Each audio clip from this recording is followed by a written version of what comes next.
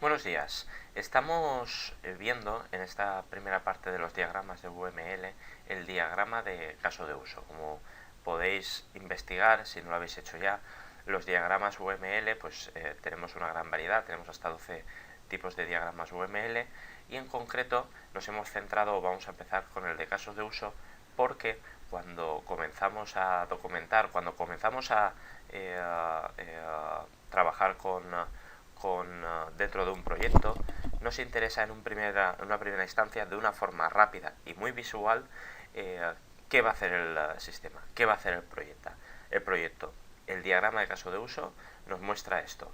Mirad, vamos a ver tres ejemplos y en estos tres ejemplos veremos cómo podemos dibujar, cómo podemos representar el diagrama de caso de uso, los casos de uso en concreto, y después pasaremos a un ejemplo con Argo UML.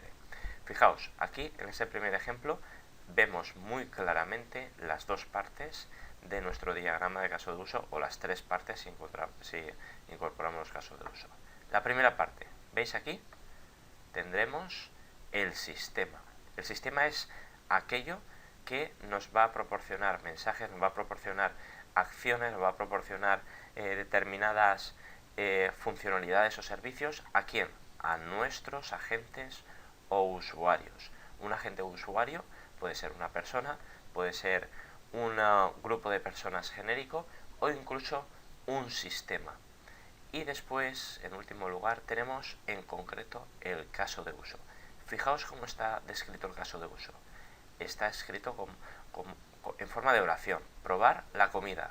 No está descrito como comida de forma general. ¿Y quién prueba la comida? El crítico de comidas. Es el sistema, en este caso el restaurante, el que proporciona probar comidas a crítico de comidas.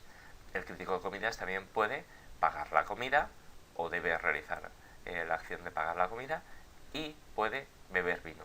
Estos tres casos de uso serían los que deberíamos nosotros implementar en nuestro sistema. Es decir, estamos realizando un diagrama que lo que nos va a mostrar son todas aquellas acciones, todos aquellos servicios que vamos a tener que implementar. Por último, vemos a la parte de la derecha, esta es una nomenclatura no descrita, no especificada, pero como un buen caso de uso en el que tendríamos el usuario que hace uso externo, que no trabaja en el restaurante, y el usuario que sí trabaja en el restaurante. El chef, ¿qué hace? Prepara la comida. Continuando con el ejemplo que estábamos visualizando, el del restaurante, me gustaría mostraros algo que no debéis hacer cuando estéis documentando un sistema y utilizando los diagramas de caso de uso. Ya he abierto el Argo UML, que es uno de los softwares que os propongo para la realización del diagrama de caso de uso. Podéis utilizar cualquier software que os permita o que tenga los iconos de diagrama de caso de uso. Este es muy completo y solo vamos a utilizar una de las determinadas partes, que es el diagrama. Veis aquí que tenemos un iconito en el que si pasáis por encima aparecerá diagrama de caso de uso, y aquí muchos de los iconos, algunos de los iconos que vamos a utilizar. Veis aquí el del actor, o el del agente, o el del usuario. Pincho y creo un nuevo usuario, que le puedo decir crítico de restaurante. Muy bien. No hace falta que me hagáis las líneas tal y como aparecían aquí, ¿veis? Las líneas o el cuadrado del sistema, me da igual, pero sí que me gustaría que el sistema quedase en medio, es decir, que estuviese bien diferenciado de lo que son los usuarios. Muy bien. ¿Qué me gustaría a partir de este ejemplo que no hicieseis? Puesto que el diagrama de caso de uso no es un diagrama de actividades, que lo veremos más adelante, es decir, un flujograma. En el momento en el que vosotros penséis, por ejemplo, tenemos aquí, ¿veis? Probar la comida, pagar la comida.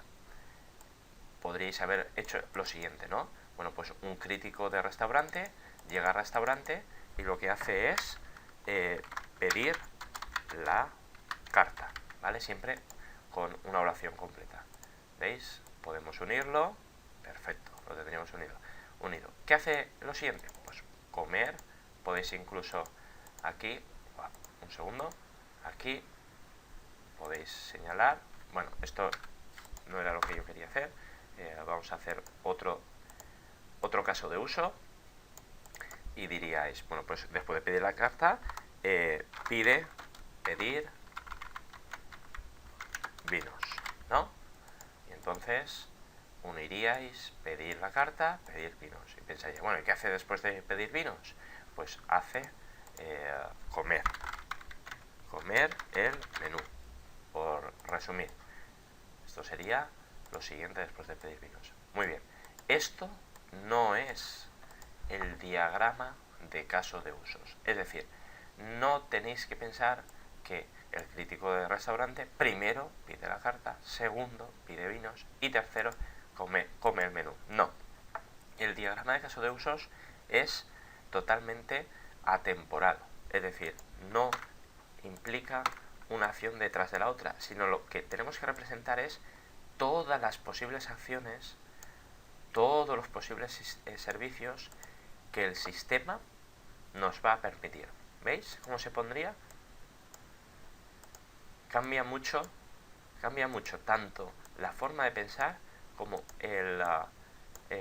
cómo se representa el diagrama de caso de usos. ¿Veis? Sería totalmente en paralelo. Son todas las cosas, no una detrás de la otra.